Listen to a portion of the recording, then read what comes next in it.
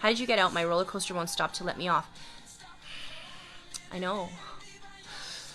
I know what that's like. So Chastity, if you feel like you're on that roller coaster and it just won't stop, it just keeps going and going and going and going and going and going and going, you're probably really stuck in that cycle, that trauma bond. What narcissists like to do is they like to use breadcrumbing as a technique, as a tactic to keep you. So breadcrumbing, like, you know, the old tale where you throw a breadcrumb and the kids follow. They do that. They throw a breadcrumb here and there, and it's random. It's like, you know, it's like winning. It's like slot machines. Sometimes you'll win a little bit, sometimes, but it keeps you there. So they'll keep throwing these little breadcrumbs so that you think that it's going to get better. It's going to get better, and you stay. And the roller coaster just never stops because they just keep throwing you those breadcrumbs. One day, and I'm not going to tell you when it's going to happen, but one day they're going to be so used to just you following along that they'll get lazy. Just like any criminal, they start to show off their ass and they start to be like, oh, I'm just going to leave my fingerprints over here and I'm going to leave this dirty glove over there. And they get lazy and they start to fuck up. And they stop breadcrumbing you because they think they're so cocky. They think that they can just keep you. Oh, I've got her now. I've married her or him. And we have kids together and our finances are together. She's fucking locked in. There's nowhere she can go. I don't have to throw her these little gifts anymore. I don't have to breadcrumb her anymore. I don't have to show her that I care. You know, I don't have to distract her with these fake feelings of happiness. Just keep her there.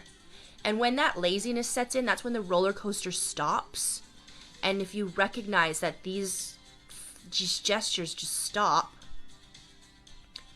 jump off the roller coaster and get the fuck out of there. Yes, thank you. Absolutely. I don't even talk to my best friend. Keep yourself busy. Self-care, yes. Always be focused on yourself. With all the knowledge you have, Ro, writing a book would rock. I will buy one. Okay, I'll let you know. Keep up the great work. I gotta go. Thank you so much, Gods of Guitar. I heard that a lot of narcs are drug addicts. Is that, well, I don't know if that's true. If there are a lot of my narc was a drug addict. So the thing with drug addicts is they're addicts. Right? They feed off of addiction. Their supply is whatever their drug is, their drug of choice. Right? So if you know, fentanyl was supply, they need to get that drug they need to call the drug dealer. They need to get high again off this. It feeds them. They'll do anything. They'll kick anyone down. They'll steal anyone's money. They'll tell lies. They'll cheat. They'll just be totally different people. They'll disguise themselves as someone that they're not, just to get that supply. To a narcissist, you are that supply, and what they're addicted to is you. So the theory is the same. The theory of a drug addict is the same as the need that a narcissist have. They need to control. They need to manipulate. That's their supply. And what does control do? It gives them euphoria. It gives them power. It gives them security because they're just really insecure. And so drug addicts are the same in the sense that their drug feeds them by giving them a coping mechanism to just escape from the shit that they feel in their heads. So very similar. I wouldn't be surprised if there are a lot of narcissists that are drug addicts, but a drug addict isn't always a narcissist. And a narcissist isn't always a drug addict. Block, no contact. Yeah, way exhausting for sure. Okay, here we go. We got 32 messages just all of a sudden they're just going to pop up on me like that. Why does it do that? That's kind of annoying. Okay, let me try and go back here. You're so amazing and so knowledgeable. Thank you. Not true. Mine were not into drugs. Yeah, so it's not always, but the ideology makes sense. Okay, I'm still healing, but I've come so far in helping other women. Good for you, girl. Or, wait. Come so far in helping other women. Are you female? Sorry, I didn't catch. Kool-Aid, bullseye. You're in the right place. I'm allowed mine to go on for 5 years before I could take it anymore. Yeah. There's always a light switch that pops off, you guys. There's always a point. There's a moment. For me, it was I took my rings off. That was my moment. Something happened, there was a situation, and I knew that second I took those rings off, it's over. And I felt so good. Like, I honestly was like, I felt like a freaking superhero. It was like when I had my babies.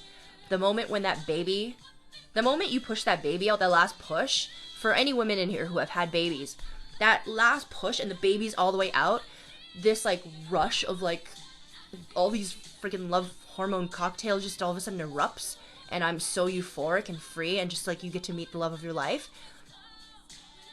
That's like leaving your, that's what it was like for me when I took my rings off. It's like I got to meet me. I got to be in love with myself again.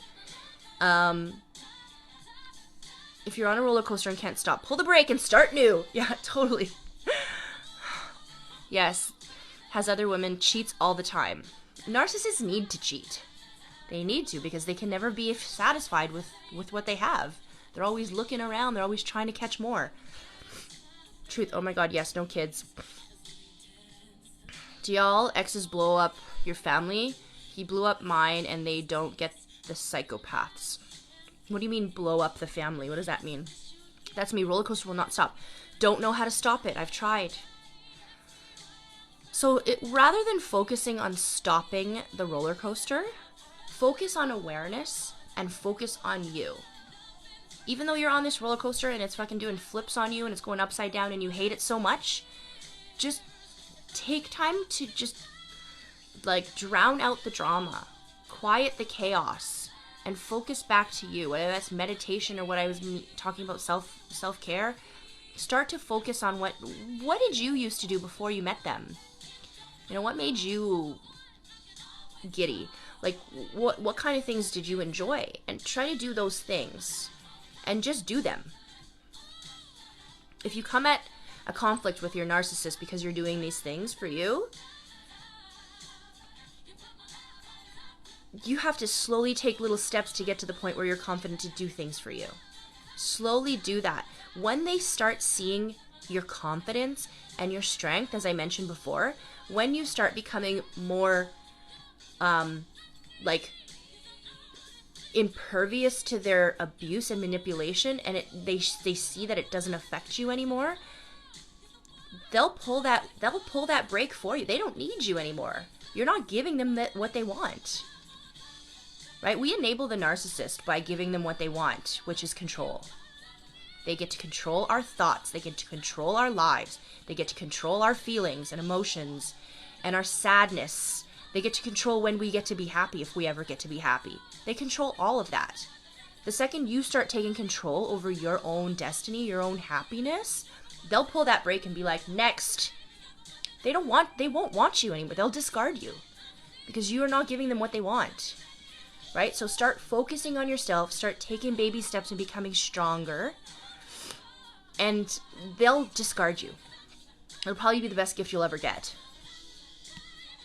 You have to commit to yourself, do the inner child work. It gets better. Yeah, absolutely. Commit to yourself. Focus on you. Yep, yes.